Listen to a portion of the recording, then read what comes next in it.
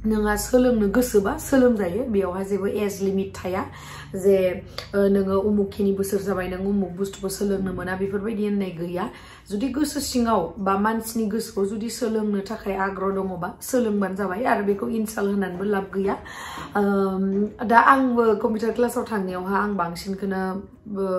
HS नि गथ'फोर लोगो मोनदो आरो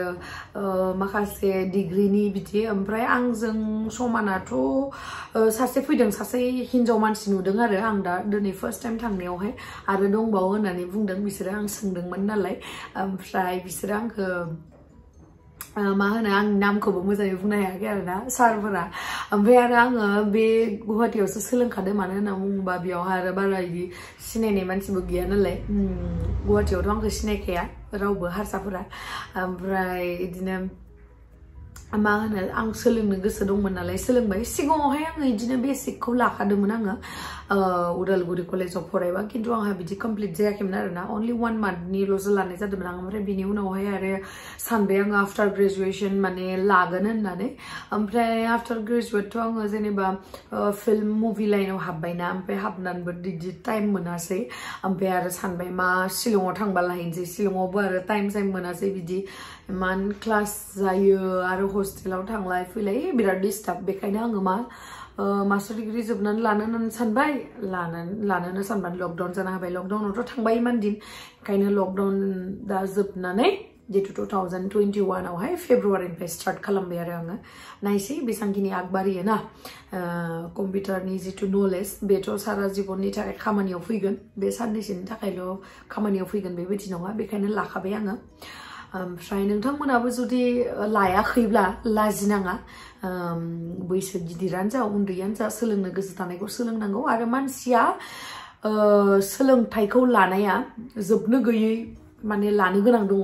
जेब्लाबो सोलोंथाइ लानाया जोबनानै थांखाया माने बास आं गोरों जाबाय आं जेबो सोलोंथाइनि गोनांथि गैला बिदि नङा माने मानसिया सोलोंनो थाखाय बहुत बुस्थु दोङो रावबो फोजोबनो हाखाया माने ओमफ्राय मा होनो नोंथांमोनाबो जुदि लायाखैबा लाबानो जाबाय आरो सिगांनिफ्रायनो जुदि लाबाय थादोंबा गोसो होनानै लाबानो जाबाय मानो होनना बुङोबा जोंनि बे दायो डिजिटेल जितु मुगा बे मुगायावहाय कम्पिउटारनि माने जितु नांगौथिया बिराद बुरजा आरो 99%आनो होनजायो 100आवहाय बहुत सब खामानियावनो नांगौ ओंखायनो सोलोंना लाबानो जाबाय ना ओमफ्राय आरो जोंनि बर' मिडियामाव फरायनायफोराथ' जोंनि इंलिश बुंनाया बारा फ्लुएन्सि जायाना जोंना फ्लुएन्ट जाया बेखायनो प्रनाउन्सिएशनफोराबो मिस्टेक जायो आं सानदों इंलिश स्पोकेन क्लासखौनो लाबावनोसै नामा खेबसे माने ओरैनोथ' जोङो रायलायबाय थानाय जाया गोदो शिलंआव थाबाथ' जोङो रायलायनाय जायोमोन जेनेबा रुममेट हस्टेलमेट बा क्लासमेटफोरजों बा सिनियरफोरजों बिदि रायलायनाय जायोमोन लोगोफोरजों खिन्थु दाथ' फैखांनानै नै सोरजों रायलायनो रावजोंबो रायलायनांगौआनो गैया स' बेयावनो माने जोंहा सरसा जालाङाबानो जोंथ' उन्दैनिफ्राय सोलोंबोआखै जोंथ' नै after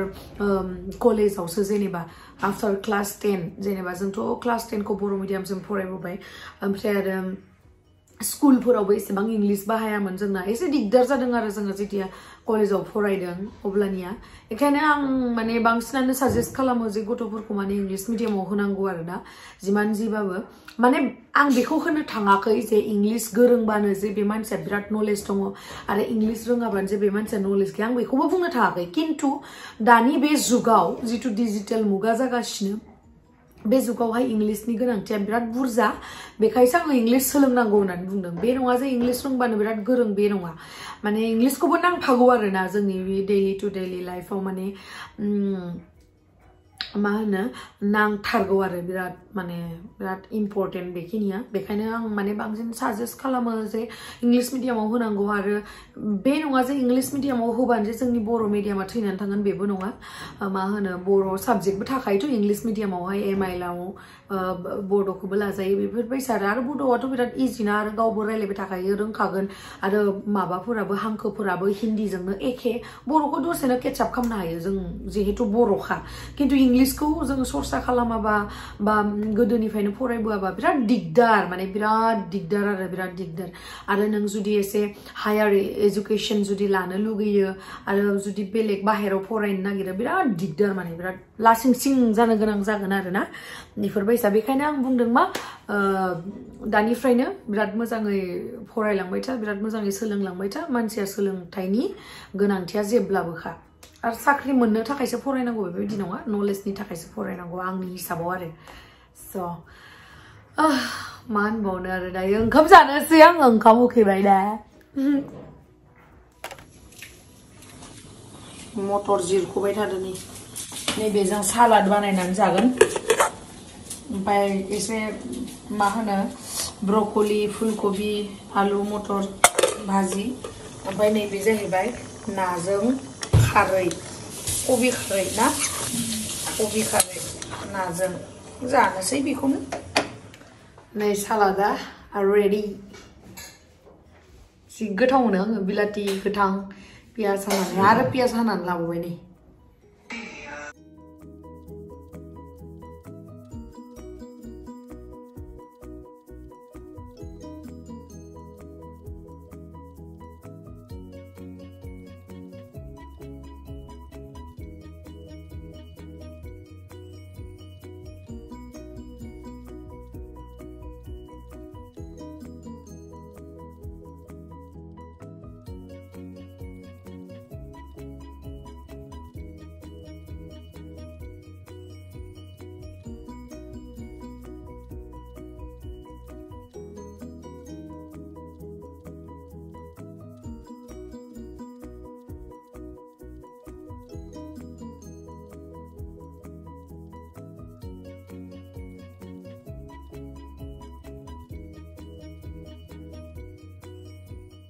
So thank you so much guys आंनि भिडिअखौ जोबजासिम नायनायनि थाखाय love you bye bye bye bye bye bye देन्जार हाबायानो जागासिनो मानसिफोरनि हाबा जायै जायैनो उदैयानो देरजुबलांबायलै हमा बायदि आरो दिनैबो हाबा जाहैबावगोनसो